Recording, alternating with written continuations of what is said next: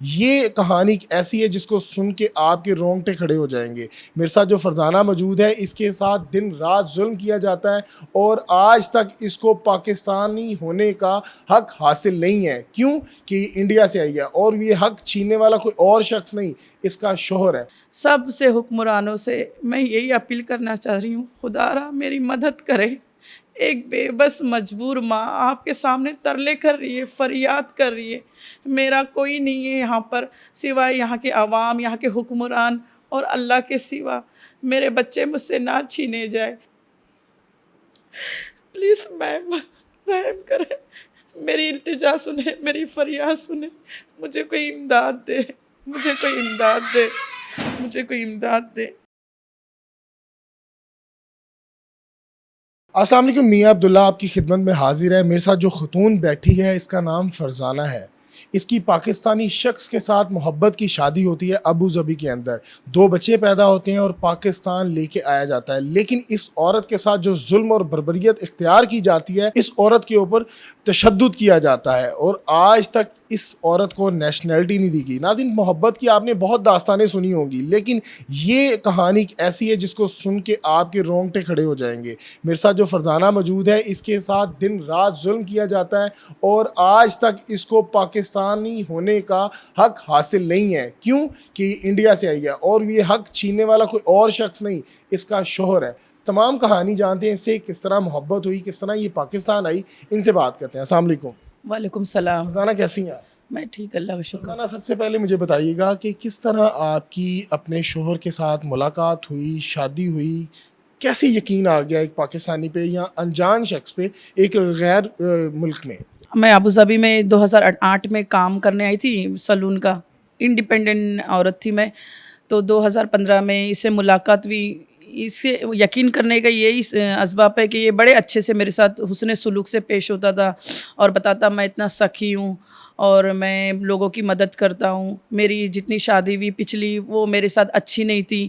میری بیٹیاں مجھے کوئی پوچھتی نہیں ہے، میرا بیٹا ہے وہ میرے ساتھ اچھا سلوک نہیں کرتا ہے، تو لہٰذا میں ایک اچھی عورت چاہتا ہوں جو آپ جیسی ہے، میں آپ سے شادی کرنا چاہتا ہوں۔ تو یہ عمر میں بھی میرے سے ڈبل گنا بڑا ہے، تو میں بھی یہی سوچی کہ جو عورت سے زیادہ بڑا ہوتا ہے عمر میں، تو وہ عورت کی زیادہ قدر کرتا ہے، یہ مجھے سمجھے گا، میرا خیال رکھے گا۔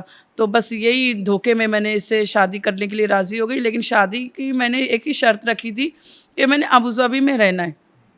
یہ شرط بھی مان لی اور میرے سے نکاح بھی کر لیا۔ ابو ظبی کورٹ میں ہم نے شادی کی، میرے بڑے بھائی بھی آئے تھے اور اس کے بھی 4 گواہ آئے تھے۔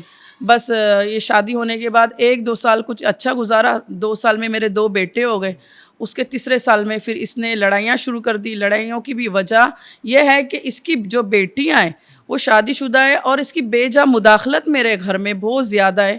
وہ ہر وقت میرے اور میرے بچوں پہ نظر رکھتی ہے، ہر چیز کو وہ غور سے دیکھتی ہے، پھر اپنے باپ کو میرے بارے میں بتاتی ہے کہ یہ انڈین ایسی ہے، یہ ایسے کرتی ہے، یہ ایسے اس کا رویہ ہے، یہ ایسے بات کرتی ہے۔ تو وہ میرے شوہر کا برین واش کرتی تھی ہر وقت۔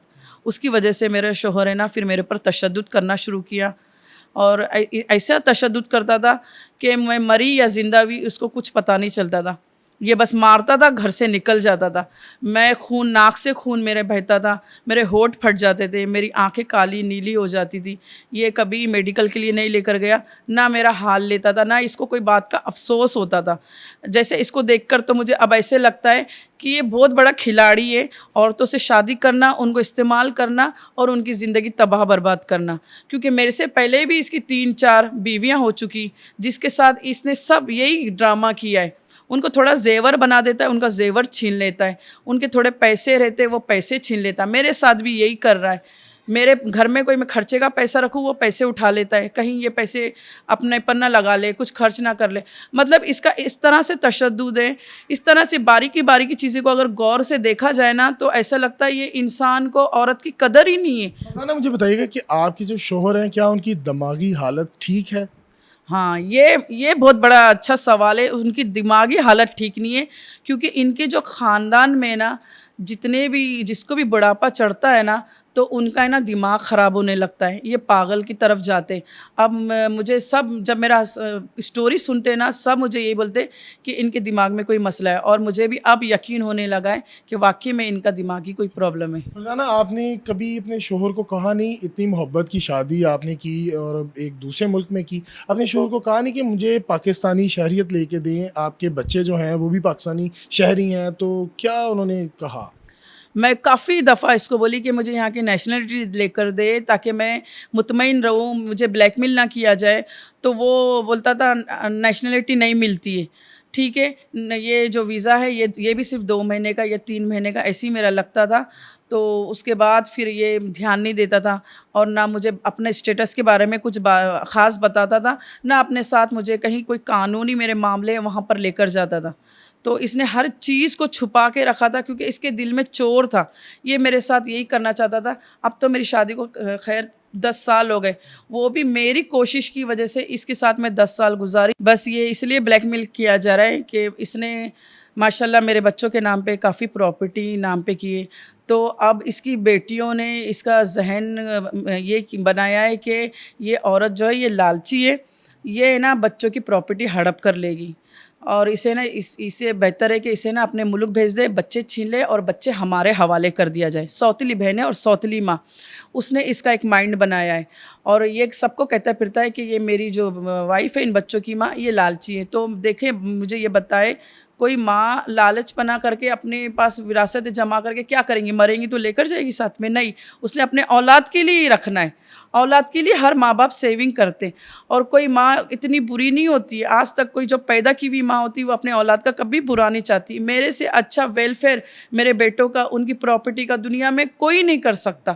یہ اللہ تعالیٰ کی طرف سے ایک نعمت ہے. ماں کا نعمت بدل تو اللہ نے بھی نہیں رکھا ہے. ماں اپنی اولاد سے کبھی بے ایمانی نہیں کرتی. فرزانہ, مجھے بتائیں کہ آپ بتا رہی ہیں کہ آپ کے شوہر جو ہے وہ بڑا تشدد ظلم کرتے تھے, تو جب انہوں نے اپنی پراپرٹی اپنے بچوں کے نام لگائی جو آپ میں سے ہیں, تو کیا کچھ نہ کچھ ٹھیک تھا؟ تو اپنا سب کچھ انہوں نے بچوں کے نام لگا دیا نا, اتنی مینٹلی ہیلتھ خراب ہوتی تو نام کیوں لگاتے؟ میں بتا, تب میں ابوظہبی میں رہتی تھی.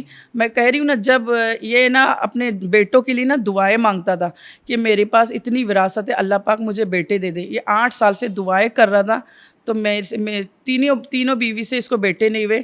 میں اس کی زندگی میں اللہ تعالیٰ نے مجھے بیٹوں سے نوازا. تو بیٹے جب ہوئے تو یہ بڑی خوش بساس تھا اس وقت, کیونکہ اس وقت اس کی بیٹیوں کا, اس کی بیوی کا ہماری زندگی میں انٹرفیل نہیں تھا, نہ رابطہ نہیں تھا. یہ ان سے خود بیزار ہو کے میرے سے شادی کیا تھا. جب میں اس کی زندگی میں آ گئی تو جب یہ اولاد اللہ تعالیٰ نے اس کو بیٹے دیے, یہ بڑا خوش ہو کے اس وقت جلدی میں, اور یہ اللہ کے کام ہے. اللہ پاک کو سارا معلوم تھا کہ آگے کیا ہونا ہے. تو اللہ پاک نے اس کے ذہن میں یہ بات دی, اور اس نے نا اپنے بیٹوں کے نام پہ پراپرٹی لگائی.